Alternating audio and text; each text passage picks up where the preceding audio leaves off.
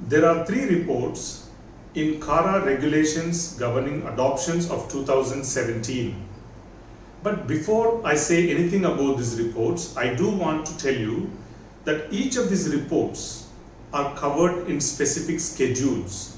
Basically, a schedule means it's a form. Those schedules are given to you for printing in the description box below. Kindly visit the description box to use them to see what they provide for you or what they ask of you as a prospective adoptive parent. The first report that we are going to cover is called Child Study Report. This is basically means it's a report about the child, including the details like date of birth and social background and things of that nature. And all these are covered in schedule or form number 2, which again I have given in the description box below. This child study report is 1.5 page long and it's fairly straightforward. So there's no point or no reason for us to go into every aspect of child study report, but I do want to highlight point number 9 and 10. Point number 9 basically talks about the date when the child was produced before the Child Welfare Committee for the first time. And the point number 10 speaks about date when the Child Welfare Committee declared this child legally free for adoption. Why do these two dates are important is this. If it is a surrendered child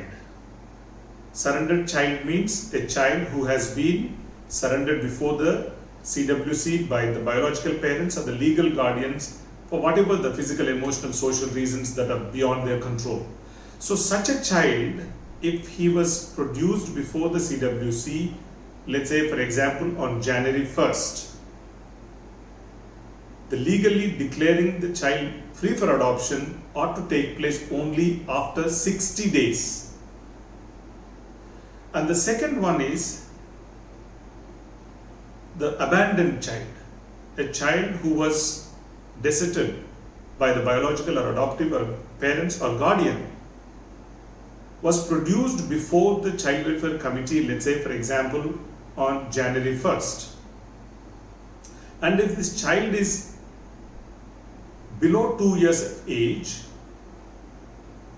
the date gap should be about 2 months. If the child is above the age of 2 years, the date gap should be about 4 months. This report is called as Home Study Report.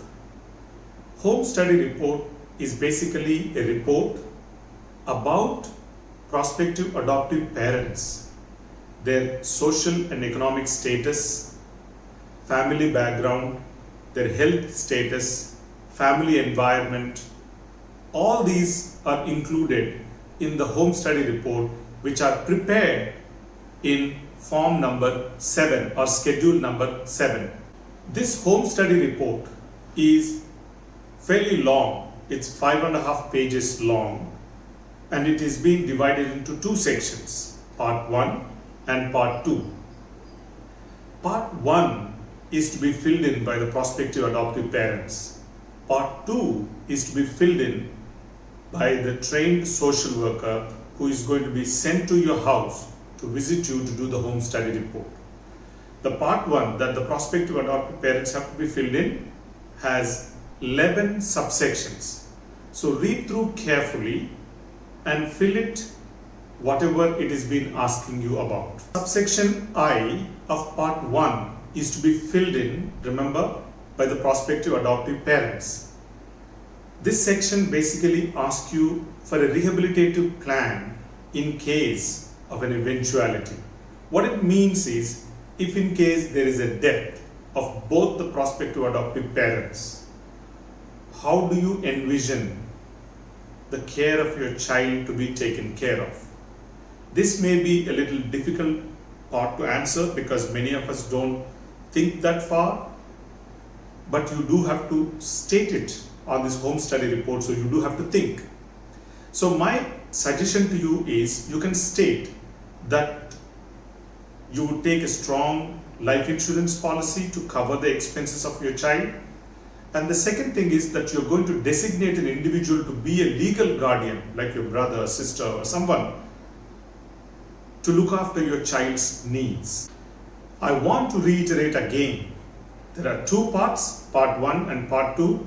Part 1 has to be filled in by the prospective adoptive parents, and part 2 has to be filled in by the trained social worker who was sent by the Specialized Adoption Agency or DCPU or State Adoption Resource Agency or Central Adoption Resource Authority. The final report that we're going to be talking about is called as Medical Examination Report. As the name says, Medical Examination Report means it is the document that talks about the health status of a child issued by a licensed physician. This medical examination report contains of two forms or two schedules, number 3 and number 4. Number 3 is quite long and quite exhaustive. It's 6 pages long. It's mostly done by the physician. Form number or schedule number 4 also is given by the physician, but it's mostly all about the tests that are to be conducted on a child. If you are from a healthcare background, it might make sense to you to look at these two documents, but if not, the Adoption Regulations of 2017, Regulation number 10, Sub-Regulation 15, gives you, the prospective adoptive parents, the freedom to take the reports to a medical practitioner of your choice to have them review it. So the specialized adoption agency that you will be going to receive your child may give you the documents at request, and you may take them to a medical practitioner of your choice to have them review it, to give you an opinion, to make your final decision whether to or not to accept a child.